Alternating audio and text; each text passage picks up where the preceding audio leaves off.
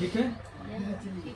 हाँ अंकित, उसी तरह से अगर हम कहें कि मान लो कि एक अब आवाज में भी चोट पड़ेगा ना, कहने का मतलब ये है कि आवाज के लिए चाहिए ट्रैक्टर आवाज चाहिए तो ट्रैक्टर की आवाज आती है, वॉइस ओवर होगा तो उतना टाइम आएगा। देखो अब बात एक गो सिक्का फेंके तो कुल संभव परिणाम कितना हुआ? 2। नंबर ऑफ फेस बराबर कितना आ रहा है? 2। लेकिन अगर हम कहें कि 2 गो सिक्का फेंके, अगर सिक्का फेंके माने ऐसे झुनझुना के 2 गो सिक्का लेकर के फेंक दिए, तब कुल संभव परिणाम क्या होगा? देखो एगो सिक्का यहाँ फेंके, एगो सिक्का यहाँ फेंके, तो जब फेंक दिए लेके एगो पर मान लो कि हेड आया, यहू पर हेड आया, मतलब हेड हेड है ना। एगो पर मान लो यहू पर टेल आया, यहू पर टेल आया, मतलब टेल टेल। हंस रहा है संजय, टेल टेल। उसी तरह से हो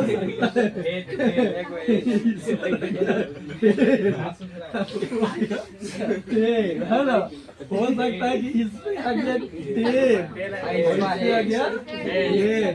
मतलब कि 2 सिक्का को अगर फेंकेंगे तो कुल संभव परिणाम नंबर ऑफ फेस कितना होगा? 4 होगा। अब हम पूछेंगे कि दोनों एक बने 2 सिक्का के उछाल में दोनों सिक्का के ऊपर टेल आने के प्रयोक्ता बताए, तो दोनों सिक्का के ऊपर टेल कब रहा है? एक के बराबर, मतलब कि नंबर ऑफ ई बराबर 1, तो प्रोबेबिलिटी ऑफ ई बराबर नंबर ऑफ ई अब बट्टा नंबर ऑफ एस, मतलब 1/4। ठीक है। अगर कहेगा कि कम से कम 2 सिक्का के उछाल में कम से कम 1 टेल आने की प्रयोक्ता बताए, कम से कम 1 टेल आने की प्रयोक्ता। देखो एगो टेल एगो टेल एगो टेल है ना, कम से कम एगो है पर 2 गो है, उसका मतलब नहीं है, तो कम से कम तो कौन पर आया? 3। तो नंबर ऑफ ई बराबर कितना होगा? 3। और नंबर ऑफ एस बराबर कितना होगा? 6 है 4। 1 2 3 4 बना है, तो 3 बटा हो जाएगा 4। समझ में आया कि नहीं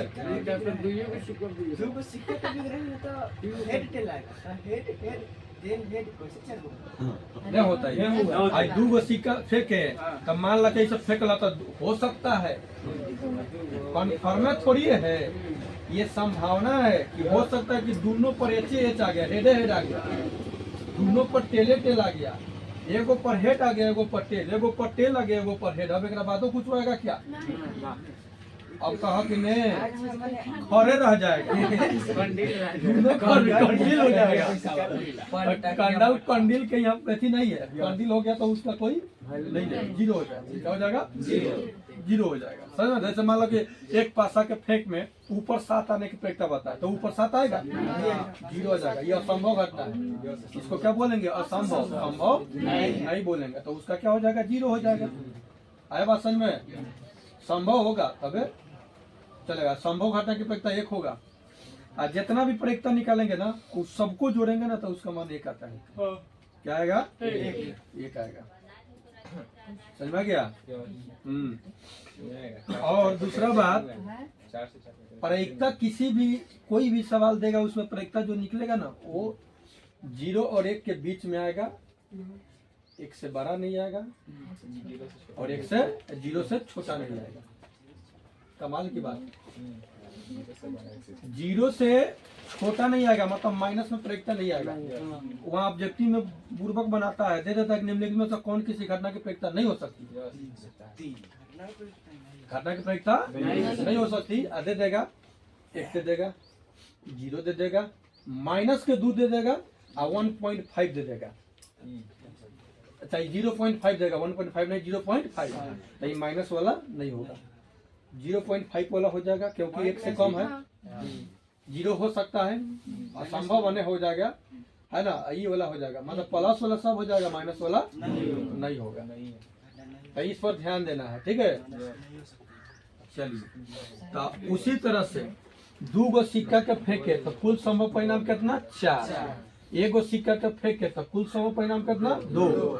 एक पासा को फेंके तो कुल सम परिणाम कितना 6। लेकिन गड़बड़ बात यहाँ है, गड़बड़ कथी है, मतलब कि थोड़ा अथी है, 2 गो पासा को फेंकोगे ना तो कुल सम परिणाम 12 के फेर में मत पड़ना, 36 गो हो जाएगा। कितना हो जाएगा कुल सम परिणाम कितना हो जाएगा 36। अब हम लिख रहे हैं 2 गो पासा के फेंक रहे हैं, और घरे जा जाके फेंकना लूडू छक्का के गोटिया संभव परिणाम देखना है ना।